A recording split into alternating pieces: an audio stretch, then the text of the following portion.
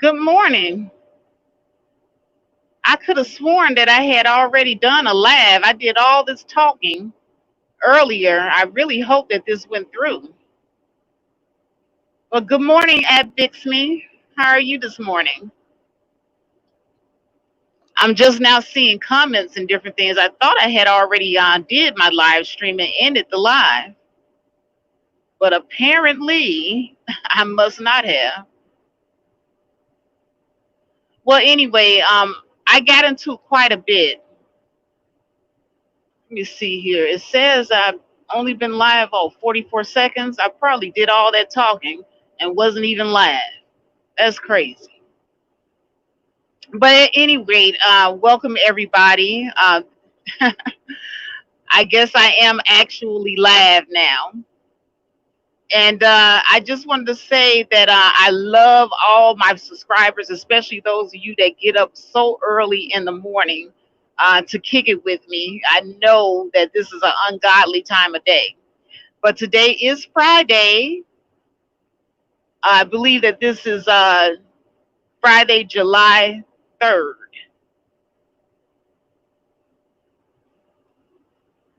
And actually, I wanted to talk a lot about dating safety because this is something that doesn't get talked about. But before I do, I did want to delve into some things that was on my mind.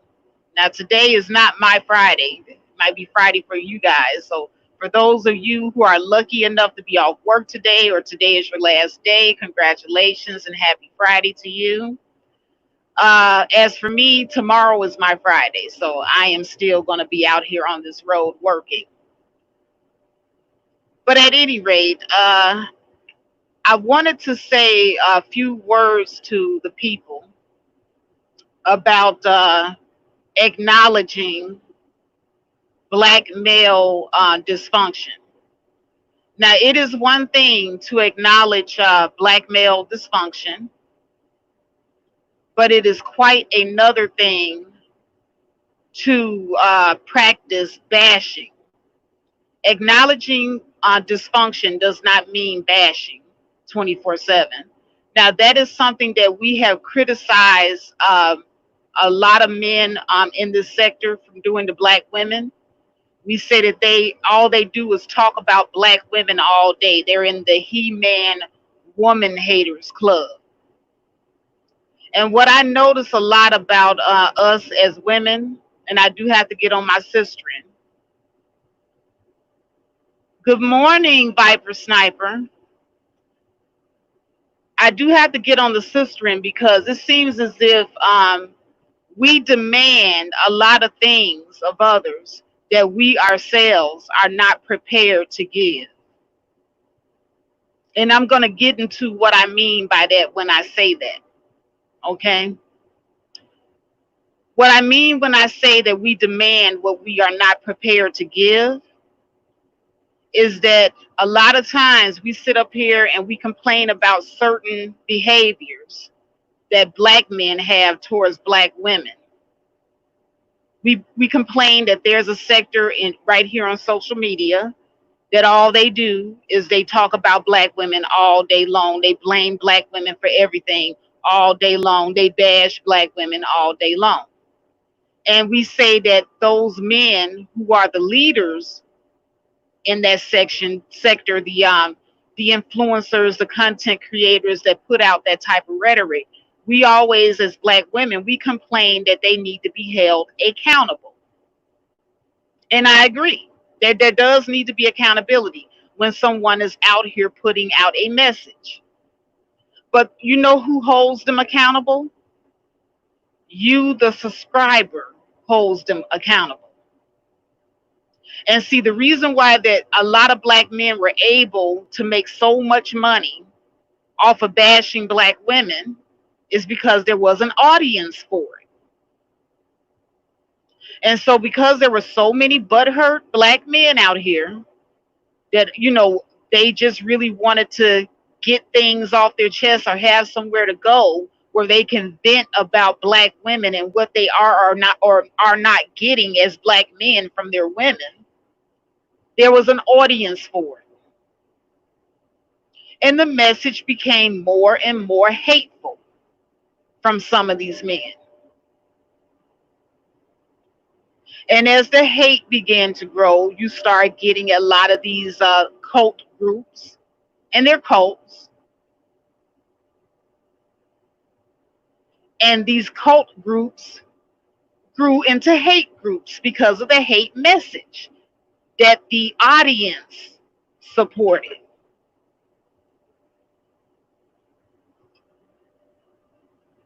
Good morning, Gia girl. So if you are in the audience and you are entertaining someone that seems to put out messages all the time of hate, then you are supporting that. So the same way that we don't want our men to be on here bashing us 24/7, blaming us for all their problems 24/7, we should not be doing the same. On my channel, I'm not about to be sitting up here on some she woman man hater shit. I ain't got time for that. Self improvement as women does not mean that we have to put down our men. That's not what self improvement is all about. Now, you look at the business model of these men over the last decade that have made careers out of bashing black women, and you tell me how their constant message of hatred has benefited them and their group. I'll wait. I'll wait. How has a constant message of hatred towards black women benefited black men? Have they gotten together to build anything yet off of this constant message of hatred towards black women? How did that actually empower them, hating on black women 24/7?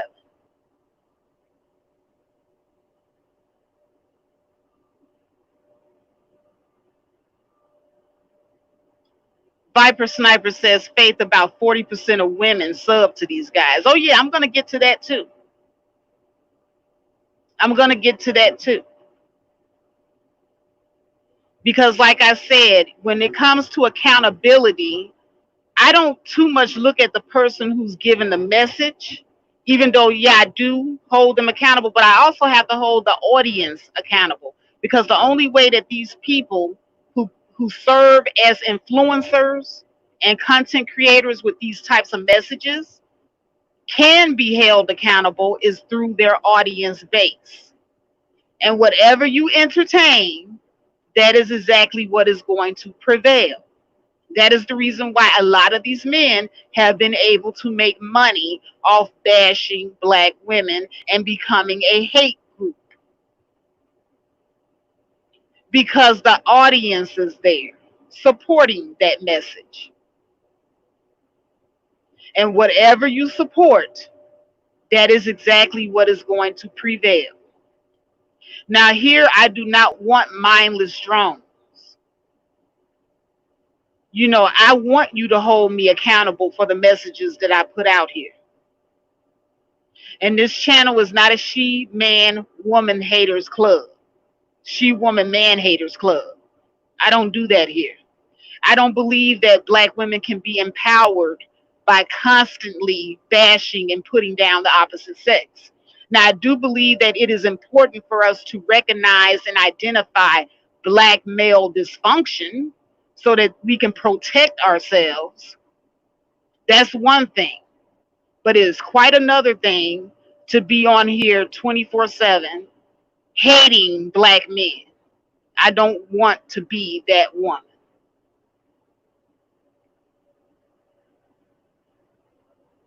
Adaku75 says that the real tea is black women treat each other the way black men treat us. And black women make up a large part of their audience. TS brags that most of his subscribers are women. Yes. And I have said many, many times on this channel that black women don't trust each other. The sisterhood is divided because we are in competition with ourselves. I've said that plenty of times. But also beware of our sisterin that put out constant messages of hatred toward the opposite sex. Hatred towards the opposite sex is not empowerment. Now, I will uplift any sister that is on here speaking on identifying dysfunction within the opposite sex and how we can protect ourselves from that dysfunction. That is something totally different. But to be on a wavelength of hate 24/7, that ain't healthy either. Either. It's not healthy either. And when you operate in an energy of hatred, that in and of itself, that in and of itself is a self-defeating, non-empowering action. Once again, look at the black men who talk about black women 24/7. How have they empowered other black men by doing this? It seems to me that they are stagnant.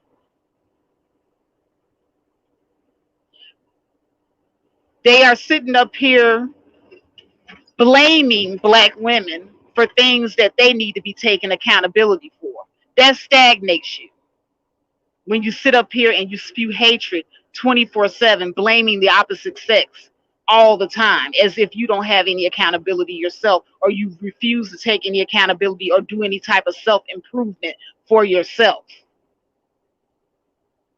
Self-improvement does not mean that you constantly sit back and blame and bash another group of people 24/7, 24 hours a day, 7 days a week. Good morning, Joe. At Bixby says it is a deflection from black men being about their business, using their energy to build, provide, and protect for their for the black community. Exactly, exactly. It deflects from that, and so they are not very successful as a result of their obsession with black women. Let's just call it what it is. It's an obsession. And I don't want black women to fall into that trap of being obsessed with hating black men. Once again, let me make clear, identifying dysfunction should not become you being obsessed with hatred.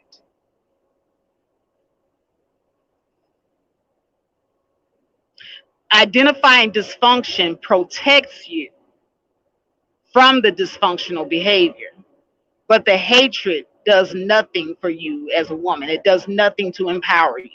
Hate does nothing to empower. So this channel will not be a hate channel. This is an empowerment channel.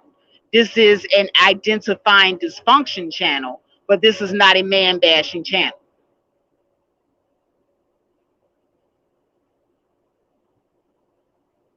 And there will be men who will try to trigger you. And I am here to say that as women, as adult women, we should not be susceptible to everything that these men say to trigger us. Because a lot of times they're throwing a lot of things out there to get a response from you. Specifically to get a response from you, a reaction. Especially when they throw out the subliminals. Especially when they throw out the subliminal hate. Now, I have been, I've been in situations where black men are being nice, nasty. Okay. They do a lot of the sweet talk. They have the soft voices, and they throw out the subliminal hate, passive aggressive behavior is what I call it. Now, here's what I want to know, ladies. Are you going to respond to every single act of subliminal aggression that gets thrown your way?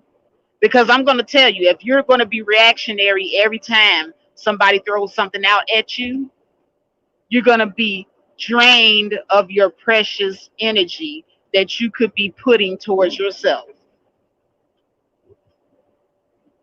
And when I say black women need to be selfish from here on out, I do mean even be selfish with what energy you give these motherfuckers. And I'm talking about the ones who intentionally try to bait you into some bullshit. You do not have to respond to every single instance of them baiting you.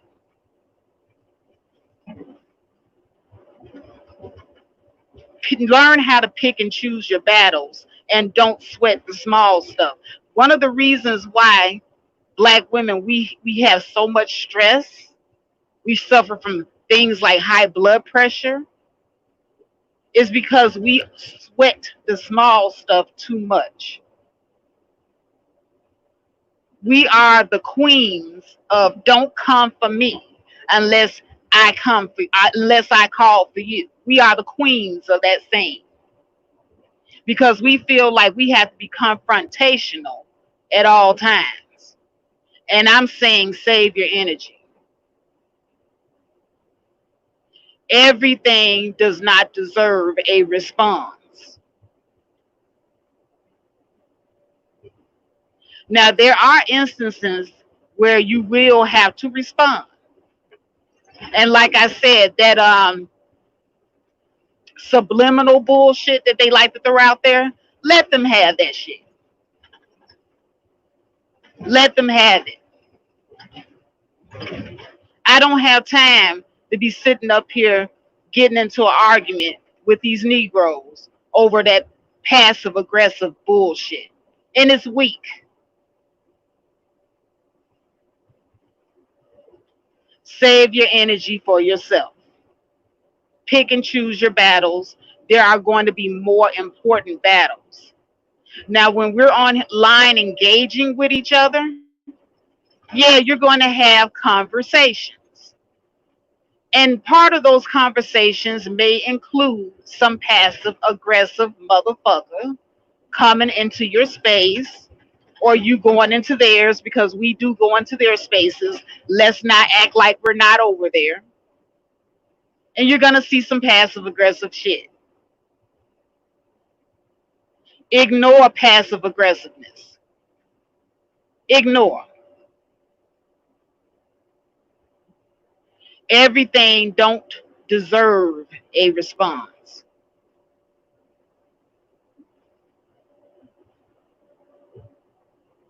Because what ends up happening is they'll throw out something that's not necessarily related to you, but you know what? If the shoe fit, you could wear it. You could. You could take the bait and step right into them shoes. But if the shoe don't fit, why would you respond to something that's vaguely related to you? Vaguely related to you. And I used to get that all the time too. I'm not saying it has never happened to me. But I'm not going to jump into them shoes if they weren't brave enough to put my name on it. I'm not stepping into them shoes. I'm going to reserve my energy for a real battle with my name on it.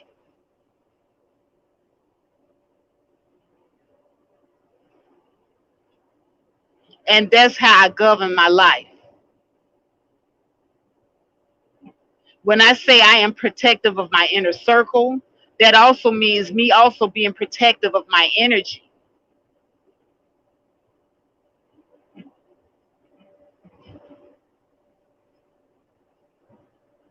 Gia Girl said, I've had to learn that too, that not everything requires a response, but in the process, my tongue is almost separated from my mouth. In other words, I've had to bite my tongue many times. Exactly. I'm the same way, Gia Girl. I be on the edge of my seat about to say something. And then I have to say to myself, that person did that shit on purpose so they can get a response. And that's what they do. That's their dysfunction. I don't have to respond to your dysfunction every time.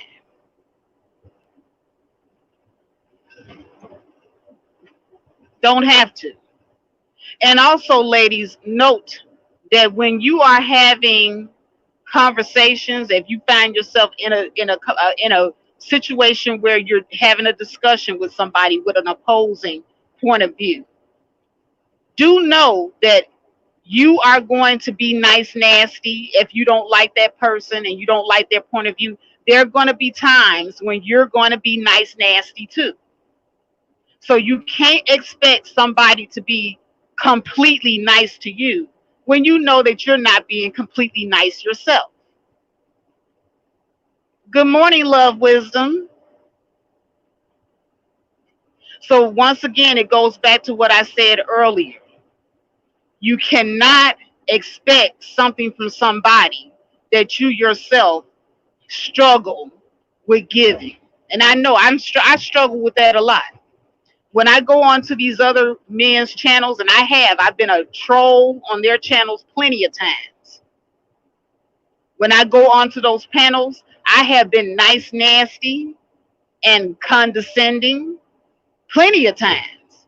So I can't expect when I invite some of them over to my space that they are going to give me the same respect that I have not given them.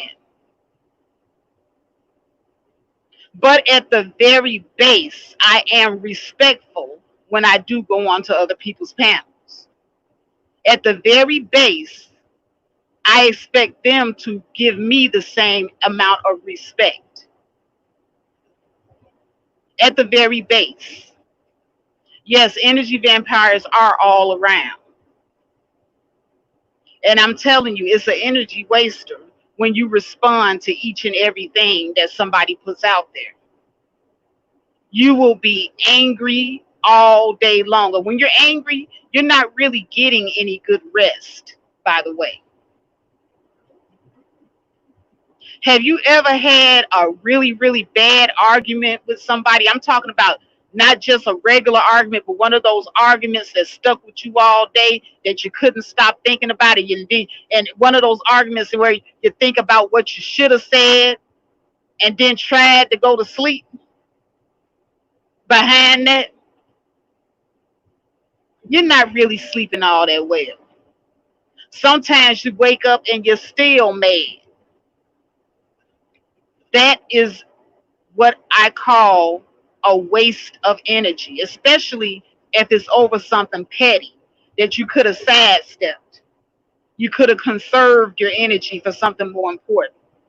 So when I tell black women from here on out, we need to be selfish, we also need to be selfish with our energy, where we're conducting it. Your energy could be going somewhere else.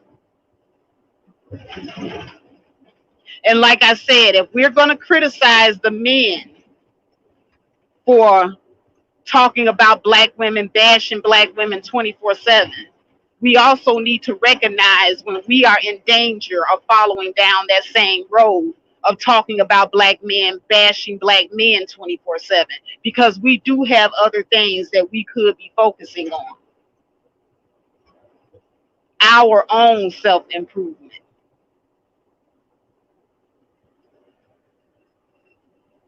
Good morning, Slim Duncan.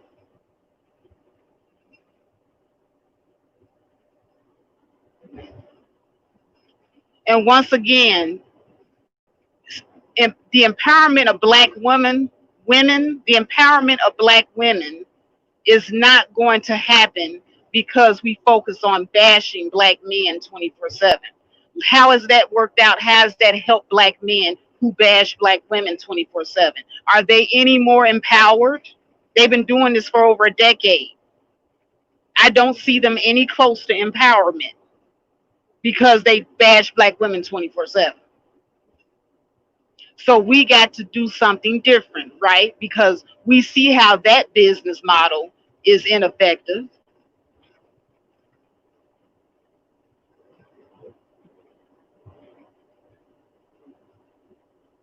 We see how that isn't helping.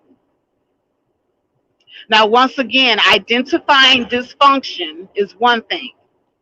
Identifying dysfunctional black men and black male behavior, that is something that helps us. It helps empower us to make better decisions by being able to identify black male dysfunction. But identifying that dysfunction does not mean demonizing an entire group of men 24 hours a day, 7 days a week. I will not do that here.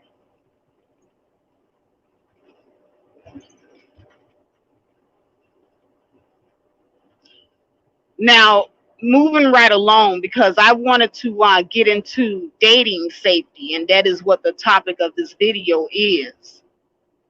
And the reason I want to get into it is because I have three daughters and they date. I am a single woman who goes out and I date. Okay, whether it be a man that I met over a dating app or whether it be a man that I met organically, we do need to, as black women especially, we need to practice safety in dating. And the reason why I thought about this is because I ran across an article that I was reading last night before I went to bed. And, there are still 75,000 missing black women and girls in this country. That's a lot. And nobody's really looking for them. A lot of these cases have been closed or they're still pending, they're still open. 75,000 missing. Now, I want to bring to you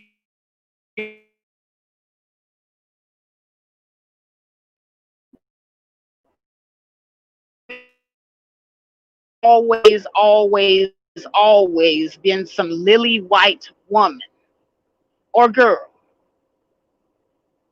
and they are treated as victims. But did you know the fact of the matter is that more than 70 to 80% of sex trafficking victims are actually African American women and girls? But they do not put our faces as the face of victimhood in sex trafficking.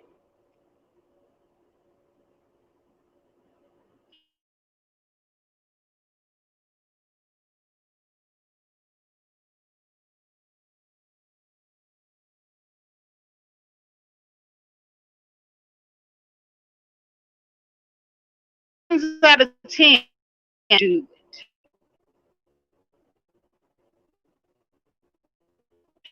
black women and girls are caught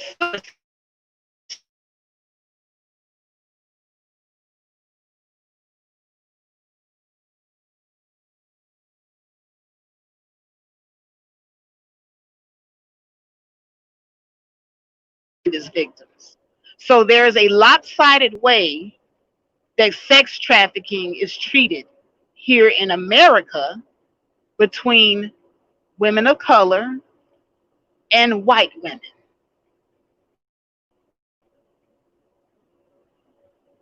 And even our own people look upon black women and girls as not being victims when it comes to sex trafficking. Nine times out of 10, even we call these women and girls prostitutes, derelicts of society, scourges of the earth. We don't look at their circumstances, and we do not see them as potential victims of sex trafficking. We don't ask those pertinent questions that are asked of white women who are found soliciting. Exhibit A, remember that DJ Kid situation. I'm going to use this as Exhibit A because statistics have shown that 80% of the perpetrators in sex trafficking are black men, black and African men, number one perpetrators. And let's just go ahead and call it what they actually are, because the calling them sex traffickers, that's the nice way of saying pimps. Okay, that's the nice way of saying pimps. These are the villains, people. And see, I know that we have a tendency in our group to glorify pimps, but remember that these are the villains that are actually selling our women and girls, our little girls and boys, some boys too, into the sex trafficking arena. Now, going back to that DJ Kid situation, because they did find that this rich white boy was able to access many young black girls. He was able to have access to many young black girls. And this, he stated, usually happened through other black men. So he was able to access these young girls primarily through the black men in the community who were probably trafficking these girls to this man. But we don't see them as sex traffickers. We don't see the pimps of our community as sex traffickers. We don't see the pimps of our community as monsters. Instead, we normalize dysfunction so much in this community that we actually put our monsters on pedestals and we glorify them through movies. The Mac, Super Sly, Superfly, or whatever that movie was. We glorify our monsters in our community and we demonize our victims. 75,000 black women and girls missing. How does that happen? Somebody had to have some kind of inside scoop, right? They had to have a lot of help to pull that off.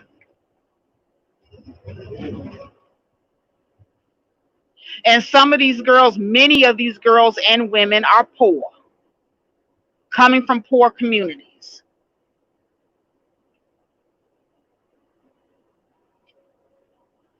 Many of them are desperate. And this is where my desperation campaign kicks in, because I have been maintaining that the desperation of black women because of the man shortage drives us to do things that we shouldn't do, that's detriment to our health and safety and well-being, emotional well-being. And once again, the desperation comes into play here because a lot of these black women and girls are hooking up with these pimps thinking that they're going on actual dates, and then they end up in a situation where they're being sex trafficked.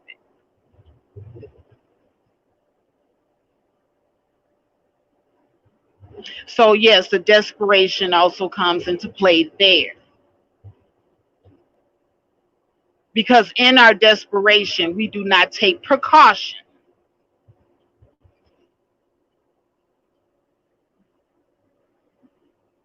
And the precaution is what I want to talk about today. Now, online dating, that's the new way. Everybody is online. Plenty of Fish, Tinder, Bumble. Everybody is online dating now. Very few people are meeting organically anymore. My daughters, they date online. I date online, and organically. But this applies to both. Whether you meet a guy for the first time online or organically, especially if this person is a stranger to you. Here are a few things that I would suggest you do for your own safety. Now, when my daughters are going out and they're meeting somebody for the first time, I always suggest that you meet up somewhere in separate modes of transportation. I would not suggest. I know that we love when the guy pulls up in his car and picks us up for the date. It seems so romantic. But for the very first few dates, I would suggest meetups until you get to know this person better.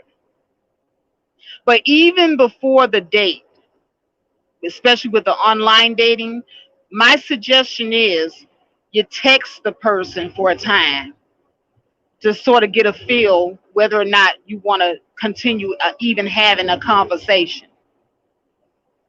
Once you have established that you want to know more about this person, start having telephone conversations for a time.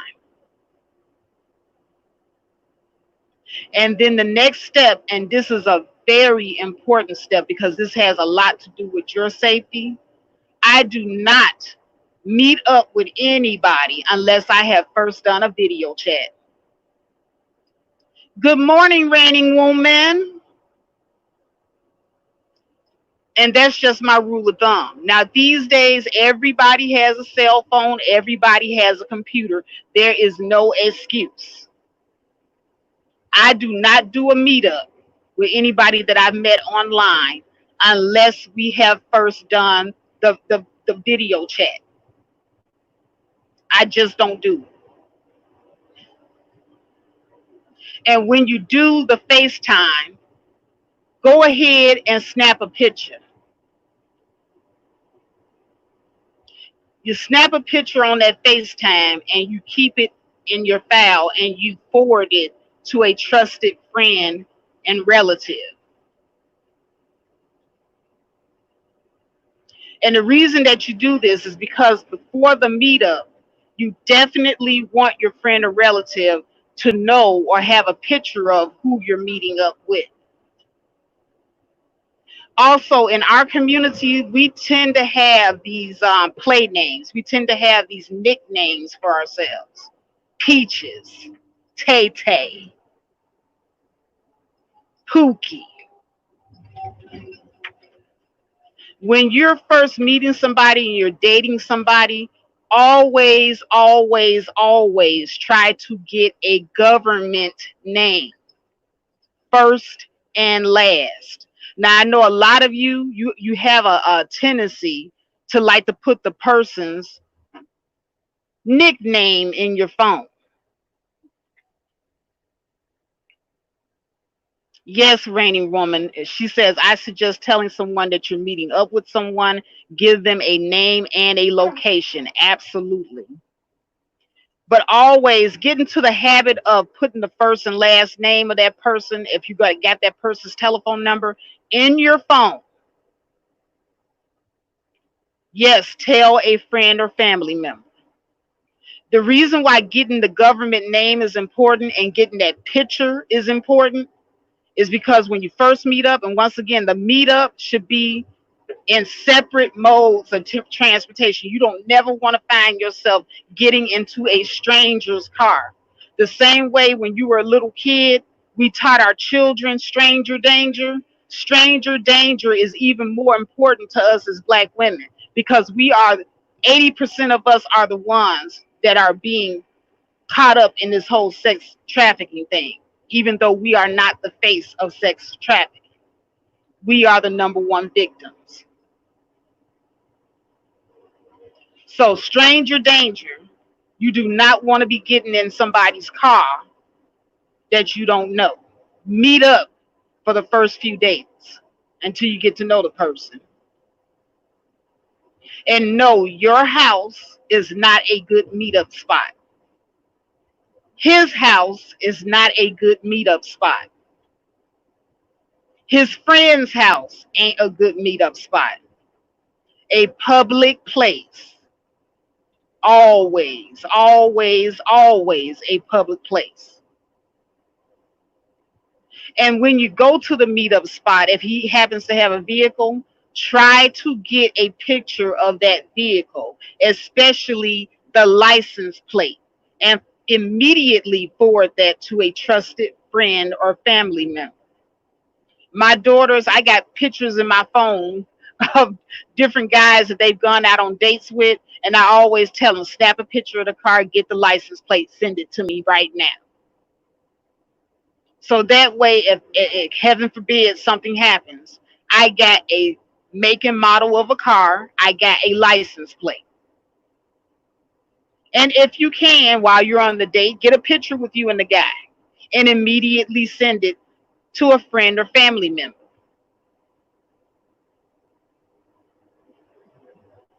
So now we got a name, we got a picture, we got a make and model of a car, and we have a license plate, ladies. This is for your safety. Also, tip number 2,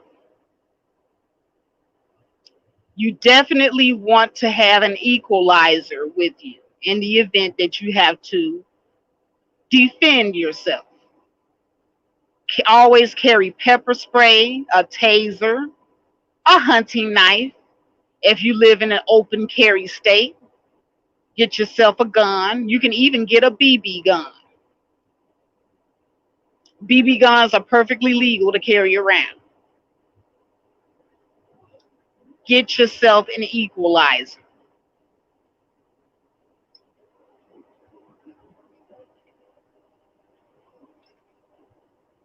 Reigning Woman says also tell your friend or family approximately how long you will be there and have someone to call you while you're there to get a feel of how you're doing. Exactly. I always had somebody call me, and she's absolutely right about that because I've done it. I've called my daughters. I tell them, okay, about an hour, maybe 30 minutes to an hour into your date, I'm going to call you to see how things are going.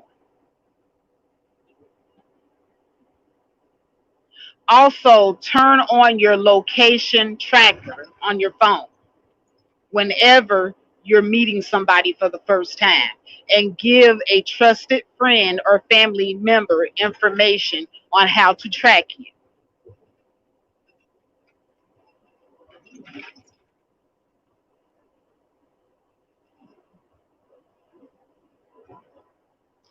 Do all of these things because, ladies, I'm telling you, we as Black women, part of our empowerment is knowing that we have to protect ourselves. We are the prize, and we have got to start seeing ourselves as such.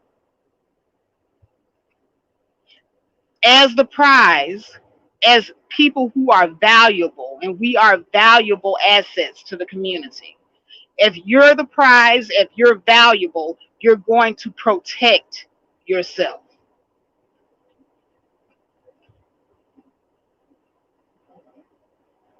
Protect yourself at all times. This is empowering to you as women to protect yourselves. Empower yourselves by seeing yourselves as something of value, something that is worthy of protection. Now, just because we are the least protected group does not mean that we can't protect ourselves.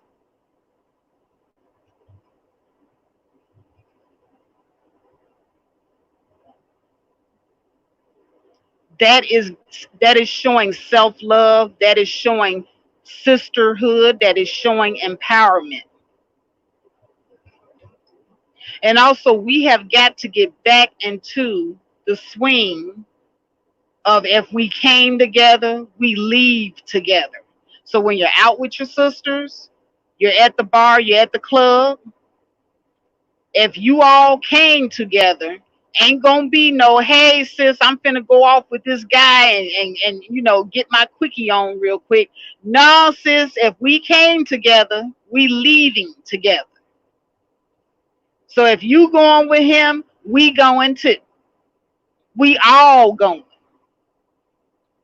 And you all make that a rule and you make it a staunch rule. If we came together, we all leaving together.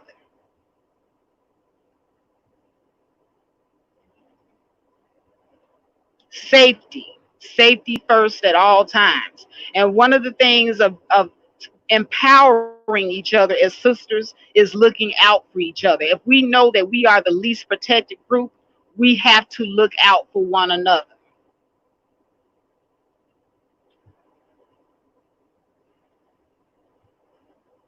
Now, I bought my daughters these little rings that you put around your glass, your cup. It's a little stretchy ring so that you know your cup from anybody else's cup. So you know how when you're at the bar, you're drinking, you're not paying attention, somebody might do the switcheroo on your cup and give you a cup that got something in it. See, a lot of times they won't just put something in your cup, they will actually switch your glass. And I've seen that happen on a couple of occasions. So, in order to cut down on the switcheroo, I bought my daughters these expandable bands to put around their cups so that they can know their cup from anybody else's cup. And always never leave your drink. Your drink should never leave your sight. These are the basics that you should already know. If you leave your drink at the bar and you went to the bathroom, you come back, do not drink that drink. That gets dumped out. Get you another one. Or take your drink with you. But your drink should never at no time leave your sight when you're in a setting, a party setting, club setting, whatever setting where there's a bunch of people and there may potentially be predators around.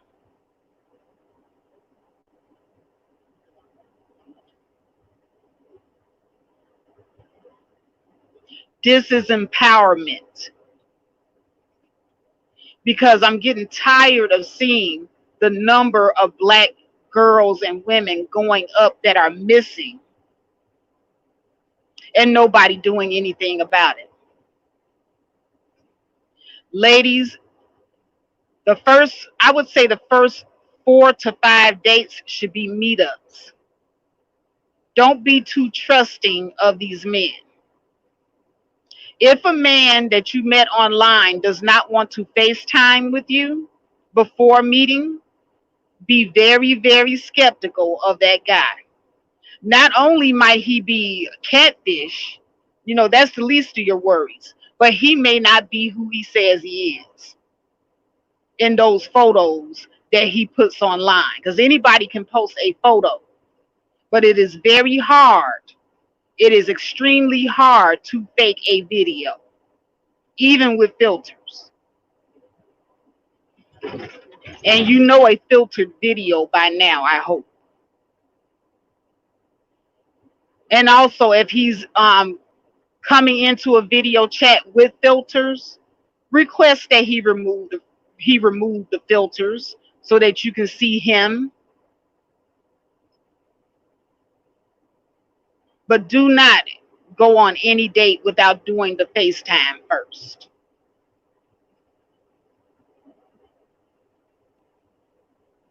And even if you met him organically in person, a stranger is a stranger is a stranger is a stranger.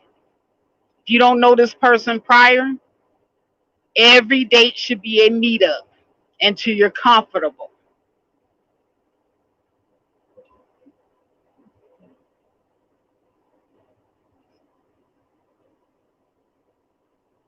Your house is not a meetup spot. His house is not a meetup spot. Public, public, public. And then if you guys happen to move the date to a different location, always send a quick text message to a trusted friend and family member, letting them know that your location has changed, and give the accurate address of the new location that you all are moving to.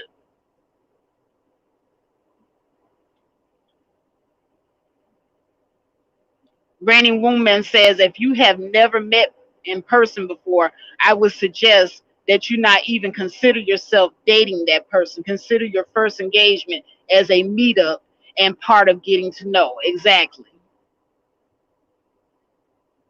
Exactly.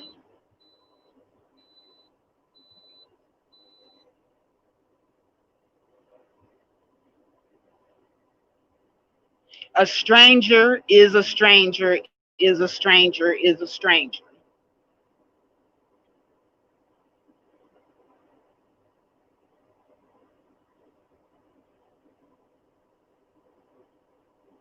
And we definitely need to start implementing stranger danger with black women and girls. Even if you're grown, there is still stranger danger.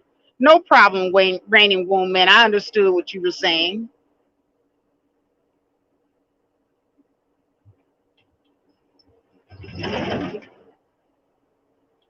So, ladies, I'm going to recap the video because I'm not going to make this a long one. But to recap, self empowerment does not mean, as a black woman, that you hate black men. Okay, let's recap on that. Bashing on the opposite sex 24 hours a day, 7 days a week makes you a loser. And it's not productive. Okay, you can be doing other things with your time. Do not allow people to trigger you. Everything does not deserve a response. And sometimes people are putting certain things out there just so they can get a reaction out of you. Accountability, we have to start holding people accountable that put out these messages to us on a daily basis. If my message on my channel seems to be 24-hour hatred towards black men, I need you all to hold me accountable for that. Because 24-hour hatred of black men is not going to empower us as black women. However, identifying black male dysfunction is not the same as hate speech. And we need to know the difference.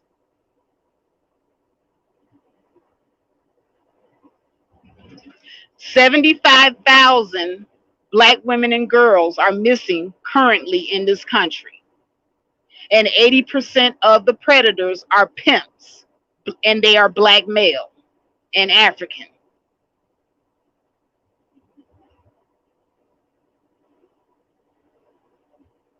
Always, always, always make sure that you get a first and last name, not a nickname. When meeting for the first time, always make sure that you get a photo of the person, and if you can, make a model of a vehicle and a picture of the car and a picture of the license plate, and send it to a trusted friend and family member. I suggest FaceTiming before going on any date with somebody that you have met online, because you cannot rely solely on their picture.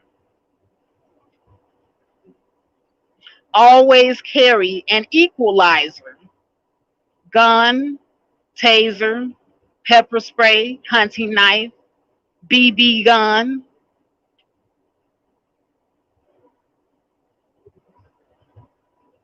And ladies, do implement some sort of self-defense course. Learn how to protect yourself in the event that you might have to resort to hand combat. I know that we are not strong as men, but if push comes to shove and you just gotta go there, it is good to know self defense. These are all things that will empower you and protect you as black women here in this country.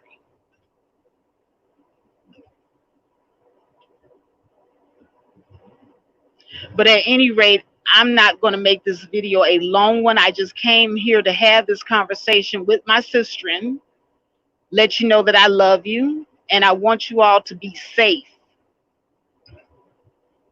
Be safe first and foremost.